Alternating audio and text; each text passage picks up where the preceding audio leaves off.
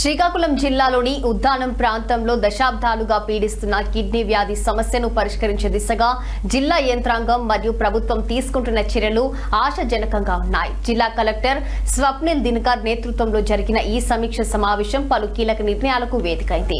Palasa kidney హాస్పిటల్ను కేవలం చికిత్సకే పరిమితం చేయకుండా భవిష్యత్తులో కిడ్నీ రీసెర్చ్ సెంటర్ మరియు కిడ్నీ ట్రాన్స్ప్లాంటేషన్ కేంద్రంగా తీర్చిదిద్దుతున్నట్లు కలెక్టర్ ప్రకటించారు. ఇక రాష్ట్ర ప్రభుత్వం అందిస్తున్న ఎన్టీఆర్ వైద్య సేవలను ప్రజలందరూ సద్వినియోగం చేసుకోవాలని కోరారు. ప్రభుత్వ స్థలాల కబ్జాపై కలెక్టర్ కఠిన హెచ్చరికలు జారీ చేశారు. ఇక మందస మండలం బహుదాపల్లి పంచాయతీలోని నల్లగొడ్లూరు కొండ అక్రమ తవ్వకాలపై విచారణ జరిపి బాధ్యులపై క్రిమినల్ కేసులు నమోదు చేస్తామని స్పష్టం చేశారు.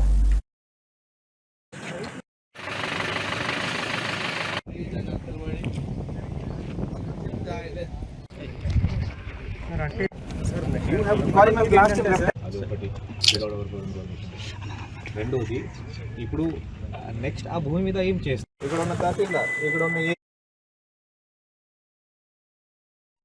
ఎన్టీఆర్ వైద్య సేవ గతంలో ఆగురక్షి ఇప్పుడు ఎన్టీఆర్ వైద్య సేవ కూడా ఉంది. సో కాబట్టి మీరు కూడా ఇక్కడ ఒక మంచి హాస్పిటల్ ఇది. అందరూ ఈ ఉద్దానం ఏరియాలో అందరూ ఇన్ఫ్యాక్ట్ ఎక్కడి నుంచి కూడా నేను అందరికీ రిక్వెస్ట్ చేస్తాను, ఈ హాస్పిటల్కి రండి, చాలా మంచి సేవలు మనం ఇస్తున్నాం. ఇక్కడ వచ్చి ఎన్టీఆర్ వైద్య సేవ కింద మీరు ఇక్కడ వైద్య పరీక్షలు మీరు చేయిస్తే ఈ హాస్పిటల్కి ఇన్సూరెన్స్ కింద ఎక్కువ డబ్బు వస్తుంది. ఆ డబ్బు తిరిగి ఈ పేషెంట్ కేర్ కానీ తర్వాత ఈ రెగ్యులర్ కన్జ్యూమబుల్ మెయింటెనెన్స్ పర్పస్ కానీ మనం ఇక్కడ వాడవచ్చు. కాబట్టి దయచేసి ప్రతి ఒక్కరు ఈ హాస్పిటల్కి వచ్చి, అంటే కిడ్నీ వ్యాధి ఉన్నవాళ్ళు అలాగే రిలేటెడ్ వ్యాధి ఉన్నవాళ్ళు ఇక్కడ వస్తే చాలా బాగుంటుంది. ఇది కాకుండా కొన్ని డాక్టర్స్ కూడా జీజీఎస్ నుంచి ఇక్కడికి డెప్యూట్ చేయడం, అంటే గవర్నమెంట్ జనరల్ హాస్పిటల్ నుంచి ఇక్కడ డెప్యూట్ చేయడం, ఇది కాకుండా ఆన్ డ్యూటీ కూడా బయట నుంచి ఇక్కడ తీసుకురావడం ఎలా చేయాలి దీని మీద కూడా ఒక సమీక్ష పెట్టడం జరిగింది. ఫైనల్గా కొన్ని సివిల్ వర్క్స్ కూడా ఇక్కడ కొన్ని పెండింగ్ ఉన్నాయి.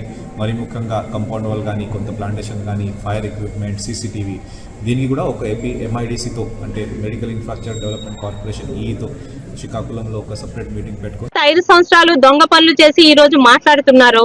ఆ వైసీపీ నాయకులందరూ చెప్పిన ప్రతి ఒక్క ల్యాండ్ కి జగన్నాథ సాగరం దగ్గర నుంచి వాళ్ళు కబ్జా చేసిన నల్లబొడ్డూరు దగ్గర నుంచి ప్రతిదీ ఈ రోజు కలెక్టర్ గారికి, జేసీ గారికి, రెవెన్యూ అధికారులతో సహా తీసుకెళ్లి చూపెట్టడం జరిగింది.